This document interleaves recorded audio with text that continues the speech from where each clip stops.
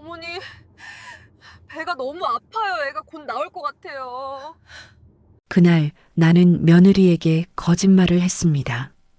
평생을 참고 살아온 내가 누구에게도 함부로 말하지 않고 살아온 내가 그날만큼은 입을 열었어요.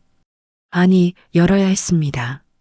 지금 생각하면 그때 그 말 한마디가 모든 걸 바꿔놓았는지도 몰라요. 하지만 그땐 몰랐습니다. 그게 거짓말이 될 줄도, 그게 누군가의 인생을 완전히 뒤흔들어 놓을 줄도요. 난 그저 며느리를 지키고 싶었을 뿐이에요. 나는 평생 내 목소리를 낸 적이 없는 사람입니다. 시집와서 시부모님 모시고 남편 뒷바라지하고 아들 키우고 그렇게 살아왔어요. 내가 뭘 원하는지, 내가 뭘 좋아하는지 그런 건 중요하지 않았습니다. 중요한 건 가족이 편안한 거였고, 집안이 평화로운 거였고, 남들이 뭐라 안 하는 거였죠. 그게 여자가 사는 방식이라고 배웠으니까요. 그런데 이상하게도 나이 들어서 생각해 보니까 내가 진짜 원했던 게 뭔지 잘 모르겠더라고요. 그냥 그렇게 사는 게 맞는 줄 알았어요. 내 감정보다 남의 눈치가 먼저였고, 내 말보다 참는 게 미덕이었고요. 그렇게 60년을 살아왔습니다. 우리 며느리는 착한 사람이에요. 아니, 착하다기보다는 너무 약한 사람이랄까요? 결혼하고 나서 3년이 지나도록 아이가 생기지 않았어요. 처음엔 대수롭지 않게 생각했습니다. 요즘 애들이 다 늦게 낳잖아요. 신경 쓰지 말라고 때가 되면 생길 거라고 말해줬죠. 그런데 5년이 지나고 7년이 지나도 소식이 없었습니다. 병원 다니는 것도 알고 있었어요. 주사 맞고 약 먹고 그러면서도 며느리는 한 번도 힘들다는 말을 하지 않았어요. 그저 미안하다는 말만 했습니다. 어머니, 죄송해요. 제가 몸이 안 좋아서 그 말을 들을 때마다 가슴이 답답했어요. 아이 못 낳는 게 왜 죄예요? 그게 며느리 혼자만의 잘못이에요? 말해주고 싶었습니다. 그런 말하지 말라고, 미안해하지 말라고요. 하지만 나도 그렇게 살아왔잖아요. 시집와서 딸만 둘 낳았을 때 나도 죄인처럼 살았으니까요. 아들 낳아야 한다는 소리 들으면서 시어머니 눈치 보면서 그렇게 버텼으니까요. 그러니 며느리한테 뭐라 할 자격이 없었습니다. 그냥 마음이 아팠어요. 며느리는 점점 작아졌습니다. 집안일은 누가 시키지 않아도 다 했고, 명절 때 음식 준비도 새벽같이 일어나서 했고, 제사상도 혼자 차렸어요. 한 번도 싫은 내색을 하지 않았습니다. 그런데 그게 오히려 더 마음에 걸렸어요. 진짜 괜찮아서 그런 건지, 아니면 그렇게라도 해야 한다고 생각하는 건지. 어느 날 며느리가 방에서 혼자 울고 있는 걸 봤습니다.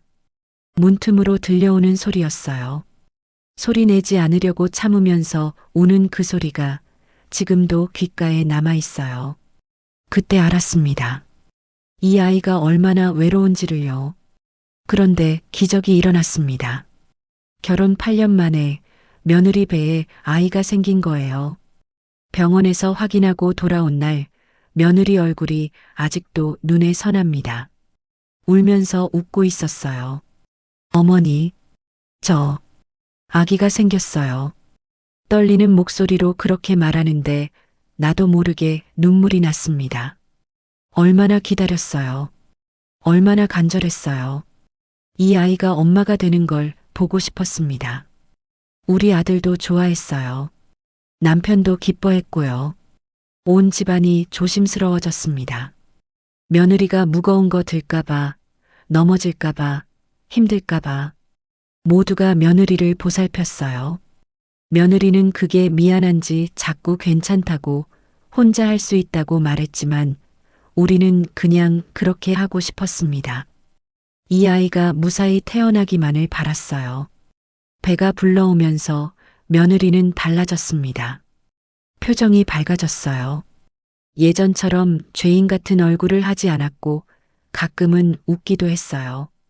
배를 쓰다듬으면서 혼잣말을 하는 모습도 자주 봤습니다. 아가야, 건강하게만 나와줘. 어느 날 저녁이었어요. 며느리가 배를 쓰다듬으면서 나한테 말했습니다. 어머니, 저는 이 아이만 무사히 낳으면 정말 아무것도 안 바랄 것 같아요. 그동안 너무 많은 걸 바랐나 봐요. 이제는 욕심 안 부릴게요. 그 말을 들으면서 나는 가슴 한편이 먹먹했습니다. 이 아이가 얼마나 많은 걸 참아왔는지, 얼마나 많은 걸 포기해왔는지, 그게 다 느껴졌으니까요. 출산 예정일이 일주일 앞으로 다가왔습니다. 며느리는 점점 배가 무거워져서 움직이는 것도 힘들어했어요. 병원에서는 언제든 올 수 있으니 준비하고 있으라고 했고요. 우리 아들은 그때 출장 중이었습니다. 며느리 출산 예정일 전에는 꼭 돌아온다고 했지만 일정이 조금 늦어지고 있었어요. 며느리는 괜찮다고, 아빠는 태어나고 나서 봐도 된다고 말했지만 속으로는 불안했을 겁니다. 나도 그랬으니까요. 그리고 그날이 왔습니다. 새벽 4시쯤이었어요. 며느리가 방문을 두드렸습니다.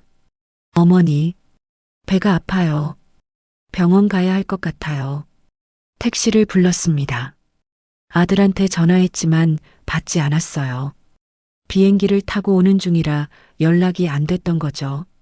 며느리는 진통 때문에 얼굴이 하얗게 질려 있었고 나는 그 손을 꽉 잡았습니다. 괜찮아. 곧 병원 도착해. 숨 크게 쉬어. 택시 안에서 며느리는 눈물을 흘렸어요. 아픈 건지, 무서운 건지, 아니면 혼자라서 그런 건지. 나는 그냥 그 손을 놓지 않았습니다. 그런데 이상했어요. 병원으로 가는 내내 내 가슴이 계속 두근거렸습니다. 불안했어요. 뭔가 잘못될 것 같은 느낌이 들었습니다. 왜 그랬는지는 몰라요. 그냥 마음이 무거웠어요. 병원에 도착해서 며느리를 분만실로 데려갔습니다. 의사 선생님과 간호사들이 며느리를 데리고 들어갔고 나는 밖에서 기다렸어요. 분만실 앞 의자에 앉아서 시계만 쳐다봤습니다. 째각째각 소리가 유난히 크게 들렸어요. 복도는 조용했고 가끔 다른 산모 가족들이 지나갔지만 나는 그냥 그 자리에 앉아 있었습니다. 그때부터였어요. 내 마음이 이상해진 건 분명 기쁜 일이잖아요. 손주가 태어나는 건데, 며느리가 엄마가 되는 건데. 근데 왜인지 자꾸만 불안했습니다. 가슴이 두근거리고 숨이 답답하고 손에 땀이 났어요. 왜 이러지? 무슨 일이 생기는 건가? 그런 생각이 머릿속을 떠나지 않았습니다. 1시간이 지나고 2시간이 지났습니다. 분만실 불빛은 계속 켜져 있었고 안에서 무슨 일이 벌어지는지는 알 수 없었어요. 복도 끝에서 갓난아기 우는 소리가 들렸습니다. 누군가의 가족이 환호하는 소리도 들렸고요. 나도 그렇게 기뻐할 수 있을까? 며느리도 우리 손주도 무사할까? 그때 분만실 문이 열렸습니다. 간호사가 나왔어요. 나는 벌떡 일어났습니다. 어떻게 됐어요? 아기는요? 산모는 괜찮아요? 간호사는 잠깐 말을 멈췄습니다. 그 표정이 지금도 잊히지 않아요. 그날 병원 문 앞에서 나는 알지 못했습니다. 그 안에서 무슨 일이 벌어졌는지, 그게 우리 가족을 어떻게 바꿔놓을지, 그리고 내가 곧 며느리에게 할 그 말이 얼마나 큰 거짓말이 될지를요. 며느리가 물었습니다. 어머니, 우리 아기는요? 그때 나는 대답했습니다. 괜찮아. 다 괜찮아. 하지만 괜찮지 않았습니다. 아무것도 괜찮지 않았어요. 그날 새벽 나는 며느리 손을 잡고 병원 복도를 걸었습니다. 분만실로 가는 그 짧은 복도가 왜 그렇게 길게 느껴졌는지 몰라요. 며느리는 진통 때문에 얼굴이 일그러져 있었고 나는 그 손을 놓지 않으려고 꽉 잡았어요. 그렇게 말하면서도 내 목소리는 떨리고 있었습니다. 그때는 몰랐어요. 이게 시작이었다는 걸, 돌이킬 수 없는 순간이 바로 눈앞에 있었다는 걸요. 의료진이 며느리를 침대로 옮겼습니다. 간호사들이 분주하게 움직였고 의사 선생님이 들어왔어요. 보호자는 밖에서 기다려달라는 말을 들었습니다. 나는 밖으로 나왔습니다. 문이 닫히는 순간 며느리와 눈이 마주쳤어요. 불안한 눈빛이었습니다. 어린아이처럼 겁먹은 그 얼굴이 아직도 눈에 선해요. 나는 그냥 고개를 끄덕여줬습니다. 말없이 괜찮다고, 다 잘 될 거라고 말해줬어요. 하지만 내 가슴은 두근거리고 있었습니다. 뭔가 잘못될 것 같은 느낌이 계속 들었어요. 복도 의자에 앉았습니다. 형광등 불빛이 너무 밝았어요. 시계를 봤습니다. 새벽 5시 20분. 째각째각 초침 소리만 들렸어요.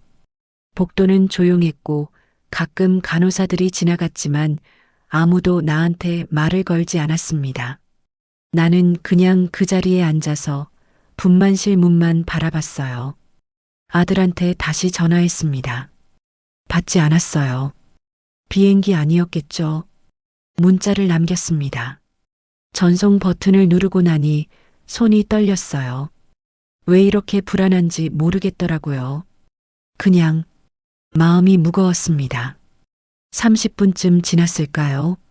안에서 의료진들이 말하는 소리가 희미하게 들렸습니다. 정확히는 들리지 않았지만 목소리 톤으로 알 수 있었어요. 뭔가 급해졌다는 걸요. 분주해졌습니다. 발소리가 빨라졌고 의료기구 부딪히는 소리도 났어요. 나는 자리에서 일어났습니다. 문 앞으로 다가갔어요. 하지만 들어갈 수는 없었죠.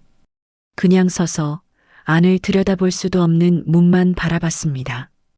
혼잣말을 했어요. 며느리 괜찮겠지, 애기도 무사하겠지.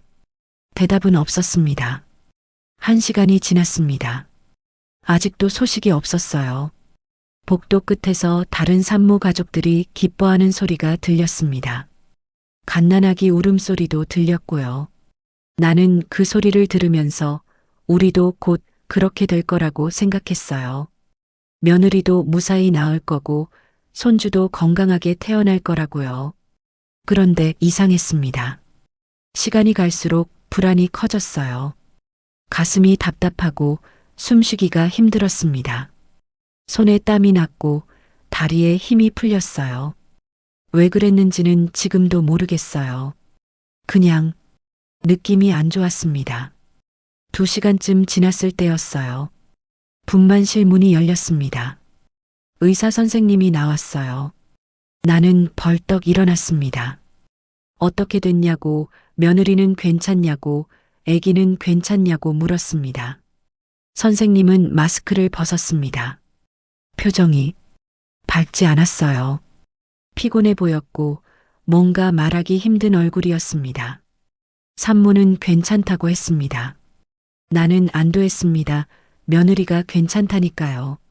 그런데 선생님은 말을 멈췄어요. 뭔가 더 해야 할 말이 있는 것 같았는데 입을 열지 않았습니다. 나는 물었어요. 아기는요? 아기는 괜찮아요? 선생님은 한참을 가만히 서 있었습니다. 그러다가 낮은 목소리로 말했어요. 보호자분 잠깐 이쪽으로 오시겠냐고. 복도 구석으로 나를 데리고 갔습니다. 사람들 없는 곳이었어요. 그때 알았습니다. 뭔가 잘못됐다는 걸요. 의사 선생님 표정이, 말투가, 그 모든 게 말해주고 있었어요. 좋지 않은 소식이라는 걸요. 선생님이 입을 열었습니다. 아기 상태가 좋지 않다고. 좋지 않다. 그게 무슨 뜻인지 바로 이해할 수 없었어요. 나는 멍하니 서서 선생님을 쳐다봤습니다. 상태가 좋지 않다는 게 무슨 말이냐고, 지금 치료받고 있냐고, 나아질 수 있는 거냐고 물었습니다. 선생님은 대답하지 않았습니다. 그냥 고개를 숙였어요. 그 침묵이, 그 고개 숙인 모습이 모든 걸 말해주고 있었습니다.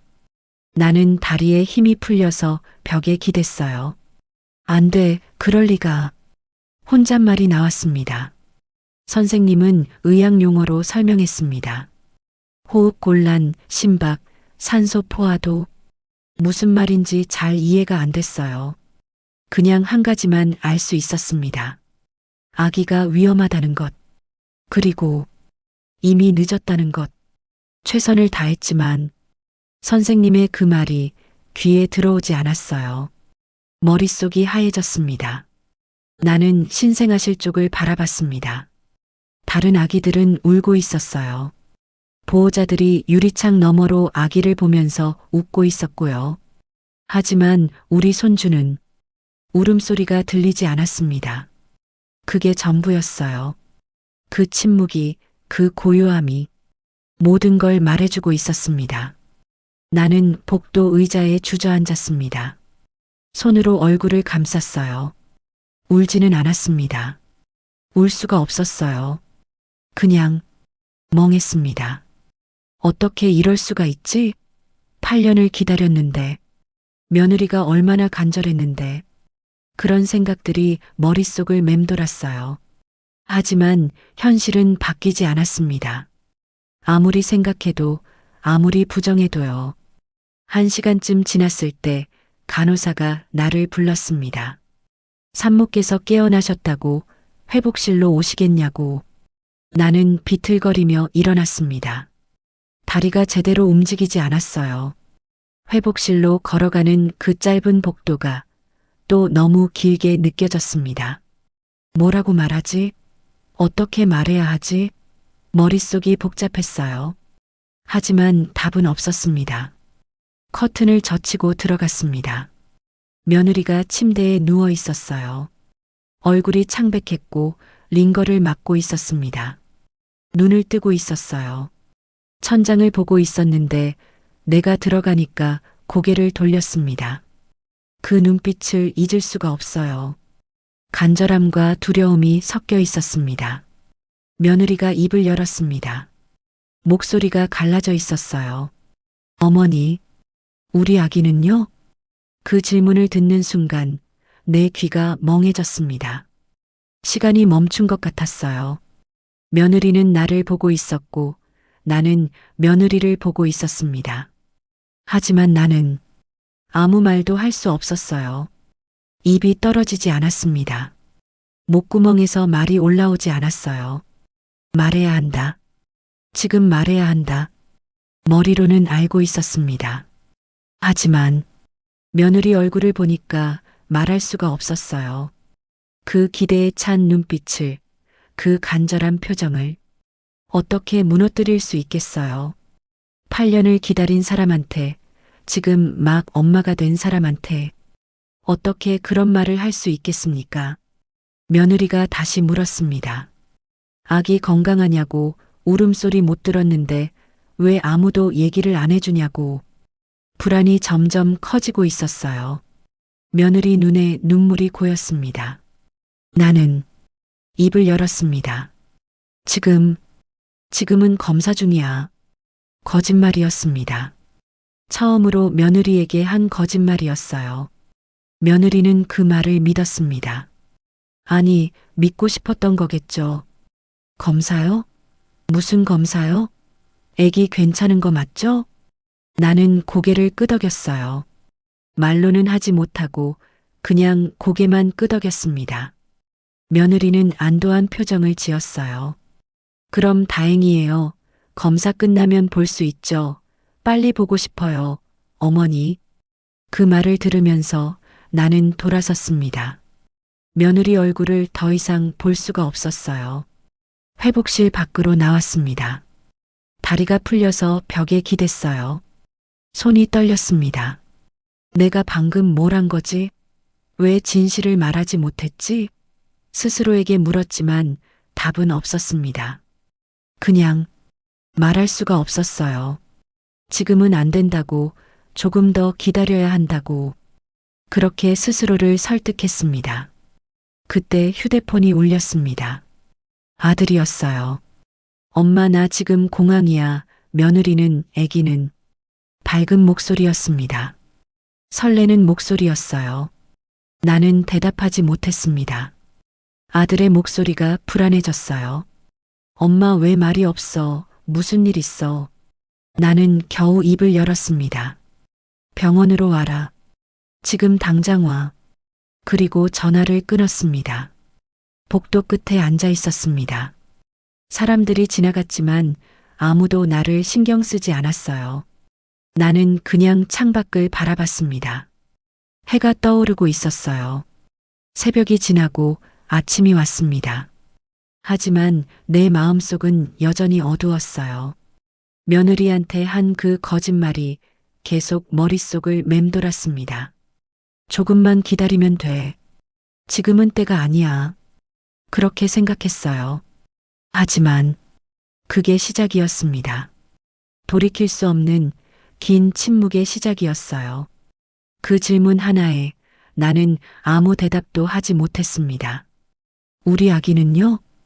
그 말이 귓가에 맴돌았지만 나는 진실을 말할 수 없었어요. 지금 말하면 며느리가 무너질 것 같았고 조금 더 기다리면 방법이 있을 것 같았고 혹시 모른다. 기적이 일어날지도 모른다고 그렇게 생각했습니다. 하지만 그건 기적이 아니었어요. 그건 또 다른 시작이었습니다. 내가 선택한 침묵의 시작이었어요. 그 침묵이 훗날 이렇게 길어질 줄은 그땐 정말 몰랐습니다. 퇴원하던 날을 기억합니다. 며느리가 아이를 품에 안고 집으로 돌아왔을 때 온 가족이 웃고 있었어요. 아들은 아이 얼굴을 들여다보며 눈물을 글썽였고 며느리는 행복한 표정으로 아이를 쓰다듬었습니다. 며느리가 중얼거렸어요. 살았구나. 나만 그 말을 다르게 들었습니다. 네, 살았습니다. 이 아이는 살았어요. 하지만 그게 전부가 아니라는 걸 나만 알고 있었습니다. 그날부터 일상이 시작됐습니다. 아무 일 없었던 것처럼요. 며느리는 밤낮 없이 아이를 돌봤고 아들은 일하러 나갔다가 돌아오면 아이를 안아줬어요. 나는 그 모습을 바라봤습니다. 부엌에서, 거실에서, 아이 방문 앞에서요. 모두가 웃고 있었어요. 행복해 보였습니다. 하지만 나는 그 웃음 속에 낄 수가 없었어요. 웃어야 할 것 같아서 웃었지만 그게 진짜 웃음인지 모르겠더라고요. 가슴 한편이 무거웠습니다. 며느리는 밤마다 깼습니다. 아이가 울면 일어나서 수유를 하고 기저귀를 갈았어요. 피곤한 얼굴이었지만 불평하지 않았습니다. 오히려 아이를 보면서 웃었어요. 아이를 재우며 조용히 노래를 불러주는 모습도 봤습니다. 그 모습을 보면서 나는 문득 생각했습니다. 이 사람은 정말 좋은 엄마구나.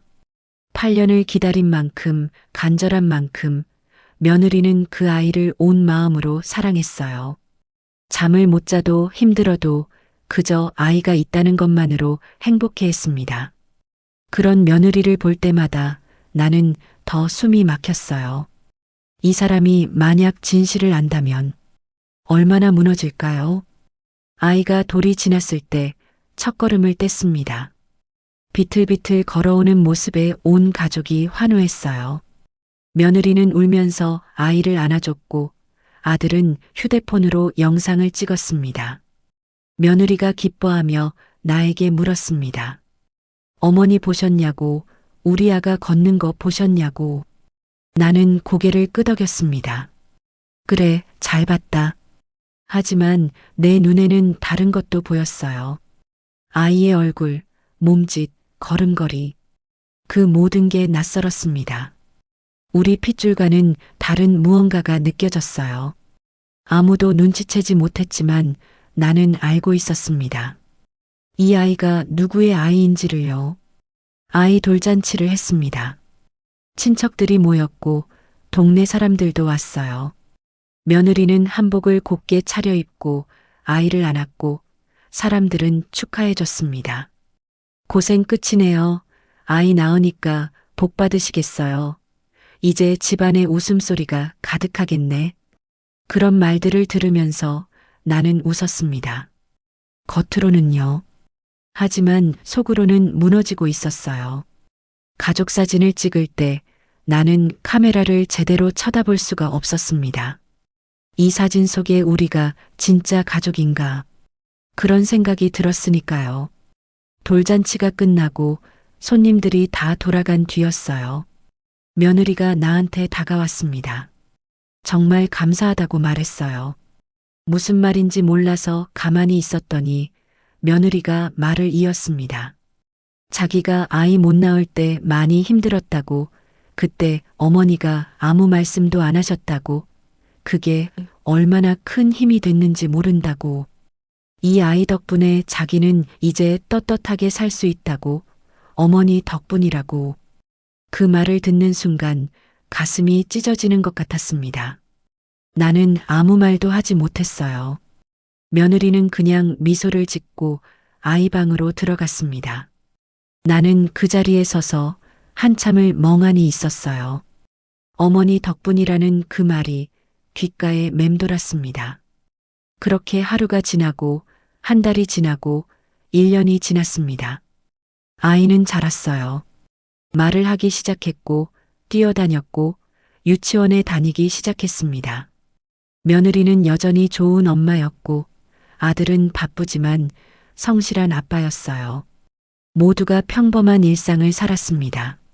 하지만 나는 그 일상 속에서 조금씩 무너지고 있었어요. 아침에 일어나서 밥을 하고 설거지를 하고 아이를 봐주고 겉으로는 아무렇지 않은 척했지만 마음속은 무거웠습니다. 며느리가 밥상을 차려놓고 부를 때마다 아이가 내 손을 잡고 할머니라고 부를 때마다 나는 조금씩 죄책감에 눌려갔어요. 아이가 3살쯤 됐을 때였어요. 처음으로 또박또박 말을 했습니다. 거실에서 놀다가 나를 보고 불렀어요. 할머니. 며느리가 기뻐하며 말했습니다. 어머니 들으셨냐고 할머니래요. 나는 웃었습니다. 그래, 할머니다. 하지만 그 말을 들으면서 가슴 한편이 무너졌어요. 나는 이 아이의 할머니가 맞나? 이 아이한테 그렇게 불릴 자격이 있나? 그런 생각이 들었습니다. 아이는 모르고 웃고 있었고 나는 그 웃음을 보면서 조용히 고개를 돌렸어요. 나는 가끔 절에 갔습니다. 며느리한테는 산책 간다고 말했지만 사실은 기도하러 가는 거였어요. 법당 앞에 무릎을 꿇고 앉아서 손을 모았습니다. 이 아이를 지켜주십시오. 며느리가 이 아이를 계속 사랑할 수 있게 해주십시오. 그리고 제가 한 일을 용서해 주십시오. 그렇게 빌었어요. 매번요. 하지만 기도를 하고 나서도 마음은 가벼워지지 않았습니다. 오히려 더 무거워졌어요. 기도로도 씻을 수 없는 무언가가 내 안에 쌓여가고 있었으니까요. 아이 생일이 돌아올 때마다 나는 힘들었습니다. 촛불을 켜고 케이크를 자르고 다 같이 노래를 부르는 그 시간이 왜 그렇게 길게 느껴졌는지 몰라요. 며느리는 아이를 안고 웃었고 아들은 사진을 찍었습니다.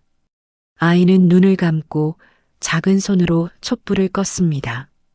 그 모습을 보면서 나는 생각했어요. 이 아이의 진짜 생일은 언제일까? 이 아이의 진짜 엄마는 어디 있을까? 그런 생각들이 머릿속을 떠나지 않았습니다. 어느 날 저녁이었어요. 며느리가 아이 사진첩을 펼쳐놓고 보고 있었습니다.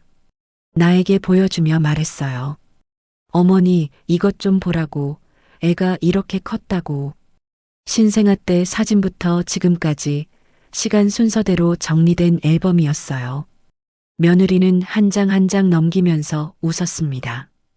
이때는 진짜 작았는데 지금은 이렇게 컸네요. 나는 그 사진들을 보면서 말을 잃었어요. 이 사진 속의 아이는 누구인가? 이 기록들은 진짜인가? 머릿속이 복잡했습니다. 며느리는 아무것도 모른 채 그저 행복해했어요. 아이가 5살쯤 됐을 때 자주 아팠습니다. 감기도 자주 걸렸고 열도 잘 났어요. 며느리는 걱정하면서 병원에 데려갔고 의사는 그저 면역력이 약한 것 같다고 말했습니다. 특별한 문제는 없다고 했어요. 하지만 나는 불안했습니다. 혹시 무슨 문제가 있는 건 아닐까? 병원에서 검사라도 하면 어떡하지? 진실이 밝혀지는 건 아닐까? 그런 생각이 머릿속을 떠나지 않았어요. 며느리는 아이를 안고 약을 먹이면서 달랬습니다. 나는 그 모습을 보면서 아무 말도 하지 못했습니다. 그렇게 7년이 흘렀습니다. 긴 시간이었어요. 매일매일이 똑같은 것 같았지만 하루하루가 달랐습니다. 아이는 자랐고 며느리는 행복했고 아들은 바빴고 나는 그 시간 동안 조용히 늙어갔어요. 거울을 볼 때마다 내 얼굴이 낯설었습니다. 주름이 깊어졌고 머리가 휘어졌고 눈빛이 어두워졌어요. 겉으로는 건강해 보였지만 속은 다 썩어가고 있었습니다. 죄책감이, 침묵이, 거짓말이 내 안을 조금씩 갉아먹고 있었으니까요. 며느리는 여전히 착한 사람이었습니다. 나한테 잘해줬어요. 명절 때는 음식을 정성껏 준비했고 내가 편찮으면 걱정하면서 병원에 데려갔고 가끔은 작은 선물도 사다 줬습니다. 어머니, 이거 드세요. 요즘 이게 좋다고 해서요. 그럴 때마다 나는 고맙다고 말했지만 속으로는 더 아팠어요. 왜 이렇게 잘해주는 거야? 내가 무슨 짓을 했는데? 그런 생각이 들었습니다. 며느리가 잘해줄수록 내 죄는 더 무거워졌어요. 큰 명절에 친척들이 모였습니다. 아이들이 뛰어놀고 어른들은 이야기를 나눴어요. 누군가 아이를 보면서 물었습니다. 애가 누구 닮았어요? 며느리가 웃으면서 대답했어요. 아빠 닮았죠. 친척들이 고개를 끄덕였습니다. 그러네, 눈이 똑같아. 나는 그 대화를 들으면서 아무 말도 하지 않았어요. 닮았다, 안 닮았다. 그런 말들이 나한테는 칼처럼 느껴졌습니다. 아이가 7살이 됐을 때였어요. 유치원에서 넘어져서 팔을 다쳤습니다. 며느리가 황급히 병원에 데려갔고 나도 따라갔어요. 의사가 엑스레이를 찍고 검사를 했습니다. 그때 느꼈어요. 언젠가는 들킬지도 모른다.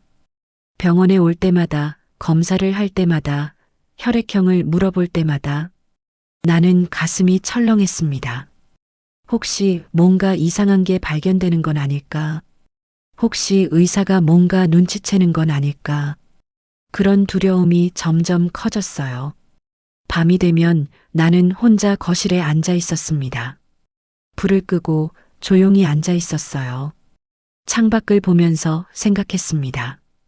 이 비밀은 언제까지 지킬 수 있을까? 며느리가 만약 알게 되면 나를 용서할 수 있을까? 아이가 크면 진실을 말해야 할까? 답은 없었습니다. 그저 시간만 흘러갔어요. 그리고 나는 그 시간 속에서 조금씩 죽어가고 있었습니다. 7년이라는 시간 동안 나는 매일 조금씩 죽어갔습니다. 웃으면서도 밥을 하면서도 아이를 안아주면서도 내 마음 한편은 무너지고 있었어요. 나는 그때도 믿고 있었습니다. 이 비밀이 그저 내 마음속에서만 늙어가다 끝날 거라고요. 며느리는 평생 모를 거라고, 아이도 행복하게 자랄 거라고 그렇게 믿고 싶었습니다. 하지만 세상 일이란 게 내 뜻대로 되지 않더라고요. 그 여름날 병원에서 전화가 왔을 때 나는 알았습니다. 그 여름이었습니다. 아이가 또 열이 났어요. 이번에는 열이 쉽게 내리지 않았습니다. 며느리가 밤새 아이 곁을 지켰고 찬물 수건으로 이마를 닦아줬어요. 아이를 달래는 며느리의 목소리가 문틈으로 새어나왔습니다. 나는 방문 밖에 서서 그 모습을 지켜봤어요. 가슴이 아팠습니다. 며느리는 아무것도 모르고 그저 아이만 걱정하고 있었으니까요. 다음 날 아침 며느리가 아이를 데리고 병원에 갔습니다. 나도 따라갔어요. 아들은 회사에서 바로 병원으로 온다고 했고요. 응급실에 도착해서 의사 선생님이 아이를 진찰했습니다. 체온을 재고 청진기로 가슴을 듣고 목을 살펴봤어요. 의사가 말했습니다. 일단 혈액 검사를 해봐야겠다고. 며느리는 고개를 끄덕였습니다. 그때 나는 가슴이 철렁했어요. 혈액 검사. 그 말만 들어도 불안했습니다. 아이가 검사를 받는 동안 우리는 복도에서 기다렸어요. 며느리는 의자에 앉아서 손을 꼭 쥐고 있었고 나는 그 옆에 서 있었습니다. 한참 뒤에 아들이 도착했어요. 며느리가 상황을 설명했고 아들은 고개를 끄덕이며 우리 옆에 앉았습니다. 모두가 말이 없었습니다. 복도는 조용했고 시계 초침 소리만 들렸어요. 나는 손에 땀이 났습니다. 1시간쯤 지났을 때 의사 선생님이 우리를 진료실로 불렀습니다. 3명이 함께 들어갔어요. 의사 선생님은 컴퓨터 화면을 보면서 말을 꺼냈습니다. 검사 결과가 나왔는데 몇 가지 확인하고 싶은 게 있다고 했어요. 며느리가 긴장한 목소리로 물었습니다. 애가 많이 아픈 거냐고. 의사 선생님은 우리를 번갈아 쳐다봤습니다. 그러더니 조심스럽게 물었어요. 출생 기록을 다시 한번 확인해 보신 적 있으세요? 그 질문을 듣는 순간 내 심장이 멎는 것 같았습니다. 며느리는 이해하지 못한 표정이었어요. 의사 선생님이 말을 이었습니다. 검사 결과상 몇 가지 맞지 않는 부분이 있다고 했어요. 혈액형이라든지 유전 정보라든지 출생 당시에 특이사항이 있었는지 물었습니다. 아들이 먼저 반응했습니다. 무슨 소리냐고, 우리 애가 뭐가 맞지 않는다는 거냐고. 의사는 침착하게 대답했습니다. 정확한 건 추가 검사를 해봐야 안다고. 다만 서류상 기록과 실제 검사 결과가 일치하지 않는 부분이 있다고 말했습니다. 며느리가 말했습니다. 그럴 리가 없다고. 애 낳을 때 아무 문제 없었다고. 병원에서도 아무 말 없었다고. 목소리가 떨리고 있었어요. 아들은 아무 말 없이 며느리를 쳐다봤습니다. 나는 그 자리에 앉아서 숨도 제대로 쉴 수가 없었어요. 들켰다. 이제 끝이다. 그런 생각만 들었습니다. 의사 선생님이 말을 이었어요. 일단 오늘은 아이 상태부터 안정시키겠다고, 추가 검사는 다음에 예약 잡아주겠다고 했습니다. 병원을 나와서 차에 탔습니다.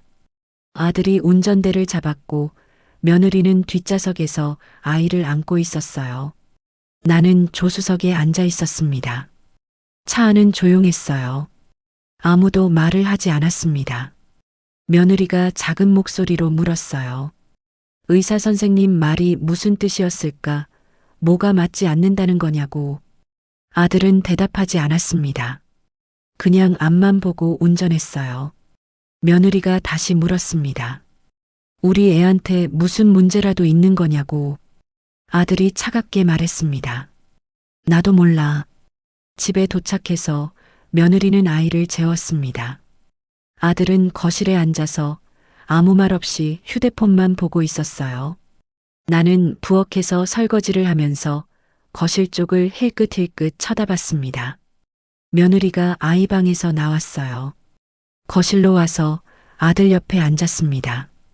조심스럽게 말을 걸었지만 아들은 휴대폰에서 눈을 떼지 않았어요.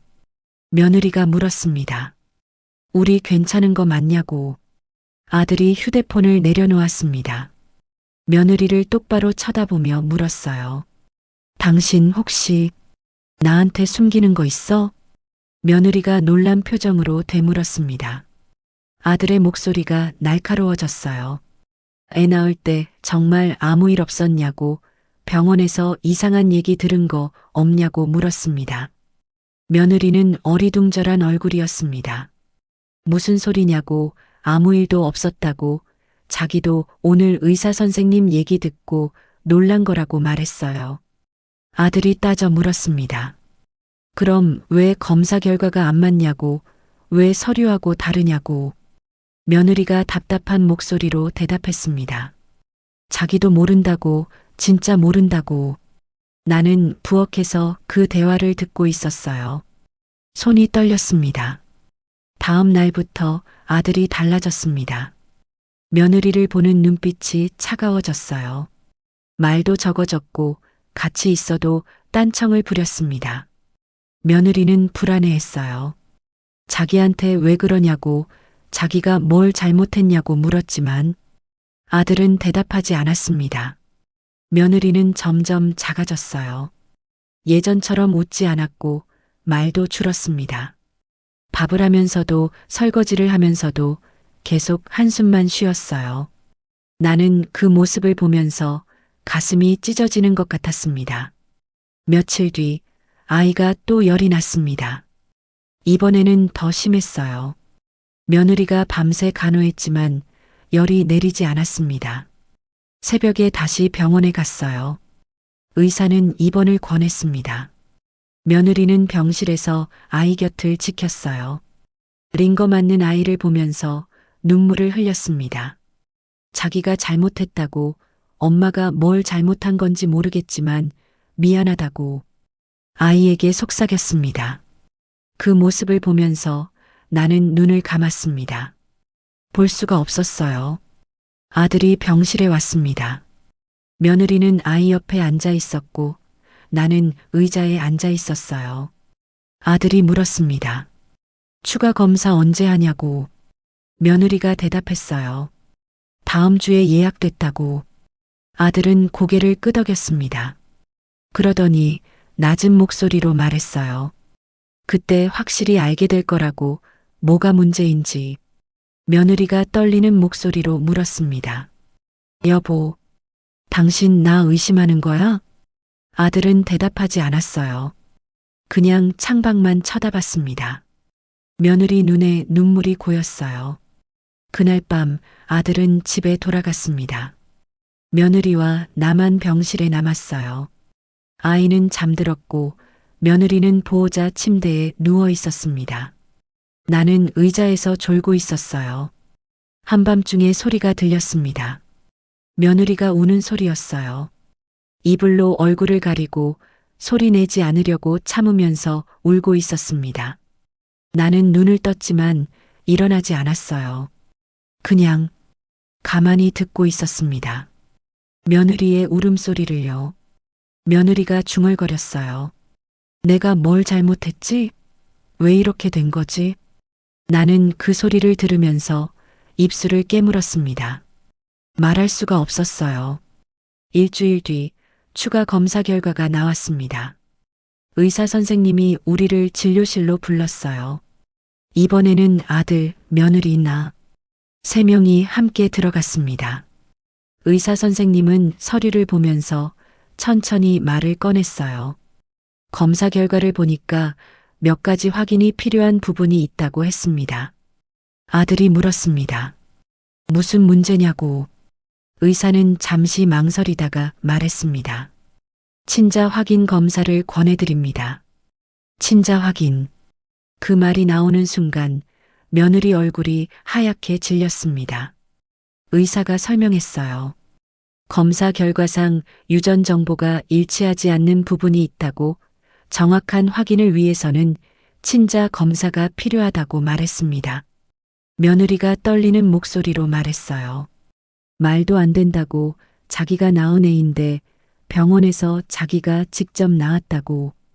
아들은 아무 말 없이 며느리를 쳐다봤습니다. 그 눈빛이 차가웠어요. 집에 돌아온 뒤 며느리는 방에 들어가 버렸습니다. 아들은 거실에 앉아서 머리를 감싸쥐고 있었어요. 나는 부엌에 서서 아무것도 하지 못했습니다. 한참 뒤에 아들이 입을 열었어요. 엄마. 나는 돌아봤습니다. 아들이 나를 쳐다보고 있었어요. 엄마는 뭔가 아는 거 있어? 가슴이 철렁했습니다. 아들이 말했습니다. 애 낳을 때 엄마가 같이 있었다고, 그때 뭔가 이상한 거 없었냐고. 나는 고개를 저었습니다. 아무것도 몰라. 거짓말이었어요. 또다시 거짓말을 한 거였습니다. 며칠 뒤 아들이 폭탄 선언을 했습니다. 이혼하겠어. 며느리가 울면서 매달렸어요. 왜 그러냐고, 자기가 뭘 잘못했냐고. 아들이 차갑게 말했습니다. 친자 검사 결과 나오면 알 거라고, 그전까지는 아무 말도 하고 싶지 않다고. 며느리가 무릎을 꿇으며 애원했습니다. 제발, 자기는 정말 아무것도 모른다고. 아들은 며느리를 뿌리치고 일어섰어요. 방으로 들어가 버렸습니다. 며느리는 거실 바닥에 주저앉아서 소리내어 울었어요. 나는 그 모습을 보면서 다리에 힘이 풀렸습니다. 나는 아들 방문을 두드렸습니다. 아들이 문을 열었어요. 나는 안으로 들어가서 문을 닫았습니다. 이혼은 안 된다고 말했습니다. 아들이 날카롭게 대답했어요. 왜냐고, 엄마는 뭘 아냐고. 나는 입을 열지 못했습니다. 아들이 다그쳤어요. 뭔가 아는 거 있으면 말하라고, 지금 미치겠다고. 나는 겨우 입을 열었습니다. 지금은 안 돼. 2달만, 2달만 기다려라. 아들이 물었어요. 왜냐고, 왜 2달이냐고. 나는 대답할 수 없었습니다. 그냥 눈물만 흘렀어요. 그날 밤 며느리는 죄인이 되어 거실에서 울고 있었고, 아들은 분노로 눈이 멀어 방문을 닫아버렸고, 나는 그 모든 걸 알고도 아무 말도 하지 못하고 있었습니다. 며느리는 아무 잘못이 없었어요. 그저 엄마가 되고 싶었고 아이를 사랑했을 뿐이었습니다. 하지만 지금 그 사람은 죄인 취급을 받고 있었어요. 그리고 그 모든 이유를 나만 알고 있었습니다. 2달 뒤면 말할 수 있을 거라고 생각했습니다. 하지만 그때는 이미 너무 늦었습니다. 2달을 기다리라고 했습니다. 하지만 단 하루도 기다려지지 않았어요. 집안은 지옥 같았습니다. 아들은 며느리와 말을 섞지 않았고, 며느리는 매일 울었고, 아이는 그 사이에서 불안해했어요. 나는 그 모든 걸 지켜보면서 조금씩 무너져 갔습니다. 언제까지 이렇게 살 수 있을까요? 언제까지 침묵할 수 있을까요? 그 질문에 답은 없었습니다. 아침 식탁이 가장 힘들었어요. 온 가족이 모여 앉지만 아무도 말이 없었습니다. 며느리가 밥을 차려놓아도 아들은 휴대폰만 보고 있었어요. 아이가 아빠라고 불러도 대답이 짧았습니다. 응, 그게 전부였어요. 며느리는 밥을 먹지 않았습니다. 그냥 아이 밥만 챙겨주고 자기는 물만 마셨어요. 살이 빠졌습니다. 얼굴이 헬쑥해졌고 눈 밑에 다크서클이 생겼어요. 나는 그 모습을 보면서 밥이 넘어가지 않았습니다. 어느 날 저녁이었어요. 아들이 퇴근하고 들어왔을 때 며느리가 현관에서 기다리고 있었습니다. 조심스럽게 말을 걸었지만 아들은 신발을 벗으면서 대답하지 않았어요. 며느리가 애원했습니다. 우리 좀 얘기하자고, 이렇게는 못 살겠다고, 자기는 정말 아무것도 모른다고. 아들이 비웃었어요. 그럼 검사 결과는 뭐냐고, 왜 안 맞는 거냐고. 며느리는 대답하지 못했습니다. 그저 눈물만 흘렀어요. 나는 부엌에서 그 대화를 듣고 있었습니다. 손에 쥔 행주가 젖어 있었어요. 설거지를 하다 말고 그냥 서 있었습니다. 말해야 하나? 지금 말해야 하나? 그런 생각이 머릿속을 맴돌았어요. 하지만 입이 떨어지지 않았습니다. 말하면 어떻게 될까요? 며느리는 나를 어떻게 볼까요? 아들은 나를 용서할 수 있을까요? 두려웠습니다. 밤이 되면 며느리 방에서 울음소리가 들렸어요. 소리를 죽이려고 애쓰는 게 느껴졌지만 벽이 얇아서 다 들렸습니다. 나는 내 방에 누워서 그 소리를 들었어요. 귀를 막고 싶었지만 막을 수가 없었습니다. 어느 날 밤에는 며느리가 혼잣말을 했어요. 내가 뭘 잘못했지? 왜 이렇게 된 거지? 애기야 미안해. 그 말을 듣는 순간 나는 이불을 뒤집어 쓰고 울었습니다. 소리 내지 않으려고 입을 막았지만 눈물은 멈출 수가 없었어요. 2주가 지났을 때 친자 검사 결과가 나왔습니다. 아들이 봉투를 들고 집에 왔어요. 며느리는 거실에 앉아 있었고 나는 부엌에 있었습니다. 아들이 봉투를 탁자 위에 던졌어요. 며느리에게 열어보라고 말했습니다. 며느리가 떨리는 손으로 봉투를 집었습니다. 뜯지 못하고 한참을 들고 있었어요. 아들이 재촉했고 며느리가 봉투를 뜯었습니다. 서류를 꺼내서 천천히 읽기 시작했습니다. 그러다가 손이 떨렸습니다. 며느리가 서류를 떨어뜨렸어요. 얼굴이 하얗게 질렸습니다. 아들이 차갑게 말했습니다. 친자 관계가 아니라고, 우리 둘 다 저의 부모가 아니라고. 며느리가 고개를 저으며 말도 안 된다고, 자기가 낳았다고 부정했습니다. 아들이 소리쳤어요. 그럼 이 결과는 뭐냐고, 당신이 뭔가 숨기는 거 아니냐고. 며느리가 울면서 부정했습니다. 아니라고, 자기도 모르겠다고. 나는 더 이상 참을 수가 없었습니다. 부엌에서 나와서 거실로 들어갔어요. 아들과 며느리가 나를 쳐다봤습니다. 내가 말하겠다. 아들이 물었어요. 엄마가 뭘 아냐고. 나는 며느리를 봤습니다. 며느리는 불안한 눈으로 나를 보고 있었어요. 나는 입을 열었습니다. 그날, 출산하던 날, 내가 거짓말을 했다. 나는 소파에 앉았습니다. 아들과 며느리도 앉았어요. 모두가 나를 보고 있었습니다. 며느리가 애를 낳던 날 나는 병원에서 기다리고 있었습니다. 한참을 기다렸는데 의사 선생님이 나왔어요. 표정이 안 좋았습니다. 의사가 말했어요. 아기 상태가 좋지 않다고, 숨을 쉬지 않는다고. 며느리가 입을 막았습니다. 나는 눈물을 흘리며 말을 이었어요. 의사가 최선을 다했지만 아기는 살지 못했다고. 며느리가 비명을 질렀습니다. 아니라고, 그럴 리 없다고, 우리 아기는 살아있다고. 아들이 날카롭게 물었어요. 그럼 지금 우리 집에 있는 애는 뭐냐고, 저 애는 누구냐고. 나는 대답하지 못했습니다. 그냥 고개를 숙였어요. 한참 뒤에 나는 말을 이었습니다. 그날 병원 복도에서 나는 울고 있는 아기 소리를 들었습니다. 분만실 옆 방에서 들려왔어요. 간호사들이 분주하게 움직이고 있었고 나는 안으로 들어갔습니다. 아무도 없는 틈을 타서요. 거기에 갓 태어난 아기가 있었어요. 혼자 울고 있었습니다. 며느리가 떨리는 목소리로 물었습니다. 그래서 어머니가 어쩌셨냐고. 나는 고개를 끄덕였습니다.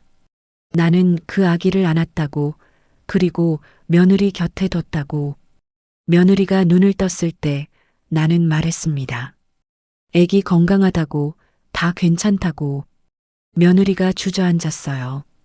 안 된다고, 그럼 내 애기는 어디 있냐고. 나는 눈물을 흘리며 말했습니다.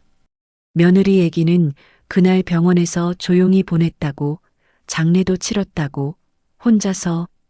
목소리가 끊겼습니다. 며느리한테 말할 수가 없었다고 8년을 기다렸는데 이제 막 엄마가 됐는데 어떻게 그런 말을 하냐고. 며느리가 소리쳤습니다. 그래도 말했어야 한다고. 그게 자기 애기였는데 어떻게 그럴 수 있냐고. 아들이 벌떡 일어났습니다. 나를 내려다보면서 떨리는 목소리로 물었어요. 엄마 정신이 있냐고. 남의 애를 데려다가 우리 애라고 속인 거냐고. 7년 동안. 나는 고개를 숙였습니다. 미안하다고. 아들이 소리쳤어요. 미안하다고 끝이냐고, 엄마 때문에 우리가 어떻게 됐는지 아냐고, 며느리가 얼마나 고생했는지 아냐고, 엄마가 다 망쳐놨다고. 며느리가 바닥에 주저앉아서 울었습니다. 내 애기는 어디 묻혔냐고, 어디 있냐고. 나는 대답하지 못했어요. 며느리가 계속 울었습니다. 자기는 엄마가 되고 싶었다고, 진짜 엄마가 내 애기를 안아보고 싶었다고, 근데 어머니가 다 빼앗아 갔다고. 그 말을 듣는 순간 나는 무너졌습니다. 아들이 집을 나갔습니다. 문을 쾅 닫고 나가버렸어요. 며느리는 방에 들어가서 나오지 않았습니다. 나는 거실에 혼자 남았어요. 텅 빈 거실에 앉아서 나는 생각했습니다. 이렇게 끝나는구나. 7년을 숨긴 대가가 이거구나. 시계 초침 소리만 들렸어요. 제각제각. 그 소리가 유난히 크게 느껴졌습니다. 아침이 왔지만 아무도 일어나지 않았어요. 나는 부엌에서 밥을 했습니다. 습관처럼요. 하지만 아무도 먹지 않을 밥이었어요. 며느리 방문이 열렸습니다. 며느리가 나왔어요. 눈이 퉁퉁 부어 있었고 얼굴이 창백했습니다. 나를 보더니 조용히 말했어요. 어머니, 저 집 나갈게요. 며느리가 차분하게 말을 이었습니다. 더 이상 여기 있을 수 없다고, 제 애기도 아닌 애를 어떻게 키우냐고, 그리고 어머니 얼굴 보면 제 애기 생각나서 미칠 것 같다고. 나는 며느리를 붙잡았습니다. 미안하다고, 정말 미안하다고. 며느리가 내 손을 뿌리쳤어요. 미안하다고 되는 게 아니라고, 제 인생을 돌려달라고, 제 애기를 돌려달라고. 며느리가 짐을 쌌습니다. 옷가지 몇 개를 가방에 넣었어요. 나는 물었습니다. 애기는 어떻게 할 거냐고. 며느리가 멈췄어요. 한참을 가만히 서 있더니 말했습니다. 모르겠다고. 그 애도 피해자니까 미워할 수도 없고 그냥 떠나야 할 것 같다고. 여기서. 며느리는 집을 나갔습니다. 문이 닫혔어요. 나는 그 자리에 서서 한참을 멍하니 있었습니다. 유치원에서 아이가 돌아왔습니다. 현관문을 열고 들어오면서 아이가 물었어요. 할머니, 엄마는? 나는 대답하지 못했습니다. 아이가 집안을 두리번거렸어요. 엄마 어디 갔냐고. 나는 무릎을 꿇고 아이와 눈을 맞췄습니다. 엄마는 잠깐 나갔어. 곧 올 거야. 거짓말이었어요. 또다시 거짓말을 하고 있었습니다. 아이는 고개를 끄덕였어요. 그럼 할머니랑 있겠다고. 그 말을 듣는 순간 나는 아이를 꽉 안았습니다. 진실을 말하는 순간 모든 것이 무너졌습니다. 며느리는 떠났고 아들은 돌아오지 않았고 나는 내가 지키려던 모든 것을 잃었어요. 7년 동안 숨긴 비밀이 단 하루 만에 모든 걸 부숴버렸습니다. 그리고 이제 이 아이만 남았어요. 진짜 엄마도 모르는, 친부모도 모르는 이 아이만. 나는 그제야 깨달았습니다. 진실을 숨기는 것보다 진실을 말하는 게 더 잔인할 수 있다는 걸.